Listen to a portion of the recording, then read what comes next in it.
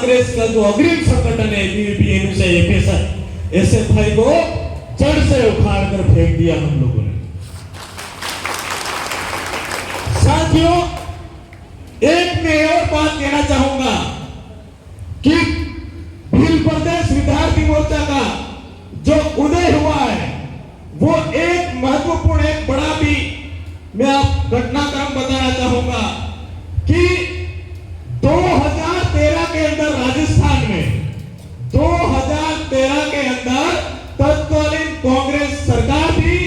कांग्रेस सरकार में जो समानता मंच आंदोलन कर रहा था उन लोगों ने 27% रिजर्वेशन की मांग करी थी। तो 27% की मांग करी तो हमारे जो आदिवासी जो जनप्रतिनिधि थे उन लोगों ने 27% रिजर्वेशन के बदले उन्हें 50% रिजर्वेशन दे दिया। मांगा कितना? 27%, दिया कितना? 50%।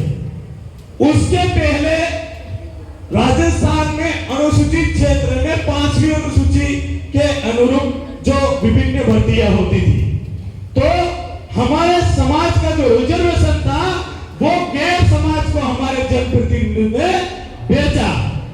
इसके बाद में वो अधिसूचना है वो हाईकोर्ट से रद्द हो जाती है, लेकिन 2016 में वापिस वसुंधरा राजे की सरकार बनती है और वसुंधरा राजे की सरकार के शासनकाल में सद्भावी मूल निवासी शब्द लगाकर उसी अधिसूचना को वापिस लागू की जाती है।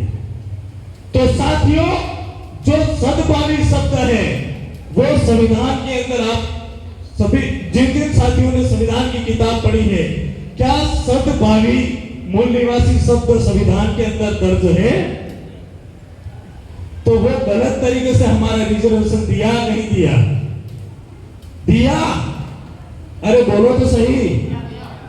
तो मैं आपको बताना चाहूंगा कि जो हमारा रिजर्वेशन आरक्षण था वो गैरों को हमारे नेताओं ने दिया, उसके अगेंस्ट हम लोगों ने सोच लिया, हमारे साथियों ने, कि जो भी कांग्रेस के अग्रिम संगठन रहेगा एनएसआई या भाजपा का अग्रिम संगठन एबीवीपी रहेगा, उसको हम हमारे समाज के लोग हो चाहे मानव कल्याणकारी जनभावना में विश्वास करने वाले लोग हो, वो सब लोग उन संगठनों को कभी वोट नहीं देंगे।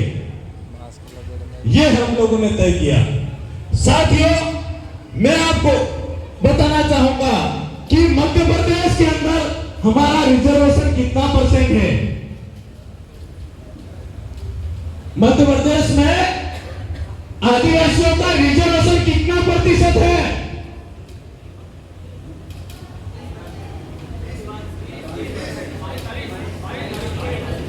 22%। और राजस्थान के अंदर 45%। आपसे हम लोग आगे हैं या पीछे?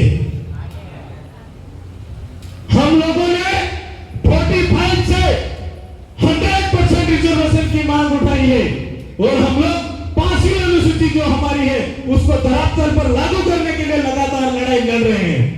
क्या मध्य प्रदेश के अंदर आप लोग ये बदलाव चाहते हो? चाहते हो तो हाथ खड़ा करके बताइए साथियों। ऐसा मैं इसलिए कह रहा हूं क्योंकि जो हमारी 5वीं अनुसूची है उस 5वीं अनुसूची की धरातल पर आज तक पालना नहीं की गई। उसका कारण क्या रहा? उसका कारण एक बात मैं आपसे पूछना चाहता हूं, कानून कहां पर बनते हैं? कानून कहां पर बनते हैं? विधानसभा और लोकसभा में। और वहां पर विधानसभा और लोकसभा में हमारे समाज से जो चुने हुए जो जनप्रतिनिधि जाते हैं, अगर वो गूंगे बहेरे की तरह बैठे रहेंगे तो कानून हमारे समाज के हित में बनेगा या हमारे समाज के विरोध में? हमारे समाज के विरोध में बनेगा।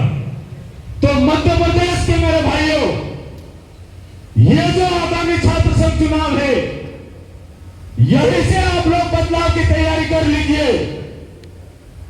अगर छात्र संघ चुनाव में कमल कांग्रेस के अग्रिम संगठनों को मध्य प्रदेश की धरती से उखाड़ फेंकोगे तो आने वाले विधानसभा और लोकसभा चुनाव में भी उस कमल कांग्रेस की जड़ों को उखाड़ दोगे,